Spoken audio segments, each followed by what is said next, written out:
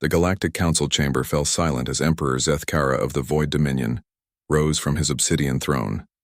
His forearms spread wide, each bearing the scars of 1,000 conquered worlds. Around him, the other 4 throne holders watched with predatory anticipation. "The time has come," Zethkara's voice echoed through the crystalline hall, "to end the human infestation once and for all." Empress Yelandra of the Crimson Hegemony leaned forward, her scaled features gleaming under the chamber's harsh light. "They dare to exist in our galaxy without bowing to superior species. Their audacity offends the natural order."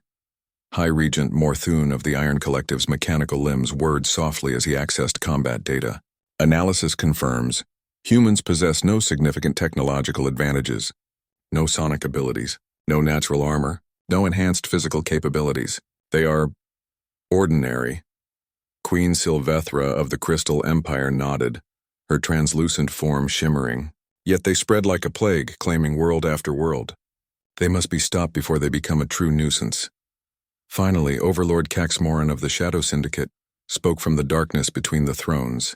"My spies report they call their resistance desperate. They know their end approaches." The 5 rulers exchanged glances of mutual understanding.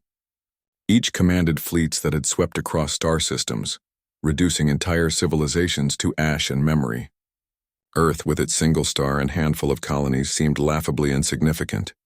"Then we are agreed," Zethkara declared. "Humanity dies, not as punishment but as prevention." The combined armadas launched 3 days later, 5,000 ships of unimaginable destructive power, each vessel a testament to the technological supremacy of the galaxy's apex predators. Plasma cannons that could crack planets, void torpedoes that deleted matter from existence, and shields that had never been breached. Admiral Sarah Chen stood on the bridge of the UHSF Defiance, humanity's flagship and their most advanced vessel. Around her, the skeleton crew worked with quiet efficiency, knowing they faced impossible odds. "Ma'am," reported Lieutenant Torres, "long-range sensors detect the enemy fleet approaching the outer colonies." They're everywhere," Chen nodded grimly. The 5 alien empires hadn't just sent token forces. They'd committed to humanity's complete annihilation. Earth's defense fleet numbered barely 300 ships, most hastily converted civilian vessels. "Signal all units," Chen ordered. "Activate Protocol Prometheus." Across human space, a transformation began. Every ship, every station, every settlement started broadcasting the same signal. Not a surrender, but something far more dangerous. It was a message that carried the collective memory, knowledge, and determination of an entire species. The alien fleet struck the outer colonies first, expecting quick victories. Instead, they found empty worlds rigged with fusion charges that turned planets into stellar-scale bombs. The humans had evacuated everyone, but they'd left behind something else, a promise written in nuclear fire. "What are these primitives doing?" Empress Yelandra snarled as her fleet emerged from the debris of what had been humanity's agricultural hub. "They destroy their own worlds rather than let us claim them?" The answer came at the second engagement. Human ships didn't retreat when outgunned. They accelerated toward their enemies, their crews singing ancient battle hymns as they transformed their vessels into kinetic weapons. Admiral Chen's tactical doctrine was simple.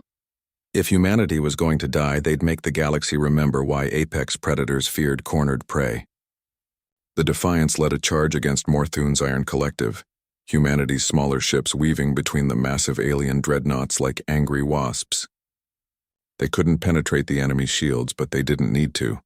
They simply rammed through them, crews screaming defiance as their ships became funeral pyres that burned holes in the alien formation. "Impossible," Morthune transmitted to his fellow rulers. "Their tactics are completely illogical. They sacrifice everything for minimal tactical advantage." But the humans weren't thinking tactically. They were thinking strategically. Every suicide run bought time for Protocol Prometheus to spread further across the galaxy. The signal carried more than just human culture.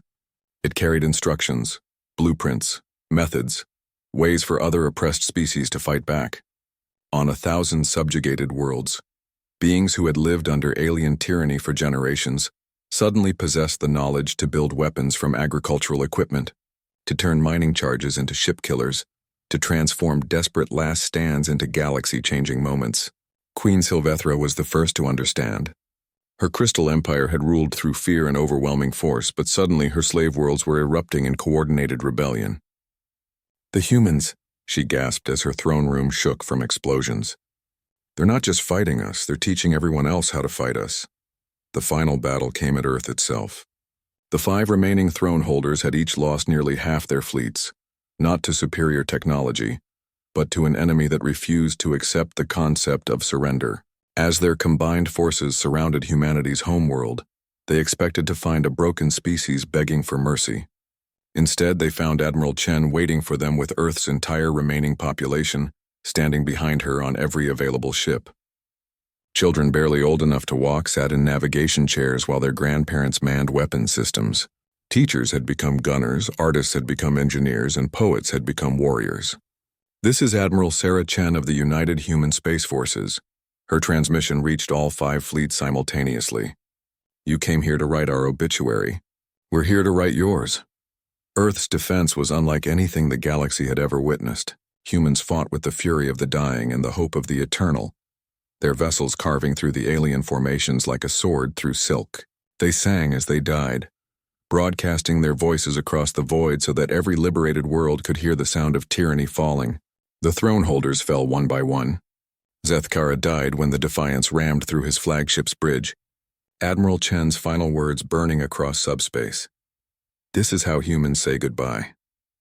When the battle ended, Earth was gone, consumed in the stellar fire of its own sun as the humans triggered a chain reaction that turned their star into a weapon. But from the flames came something unprecedented, a galaxy-wide revolution led by species who had learned that freedom was worth any sacrifice. Years later, when historians of the liberated worlds told the story of humanity's last stand, they always ended the same way. 5 thrones swore to crush Earth. Humanity wrote their epitaphs in fire and taught the galaxy how to be free.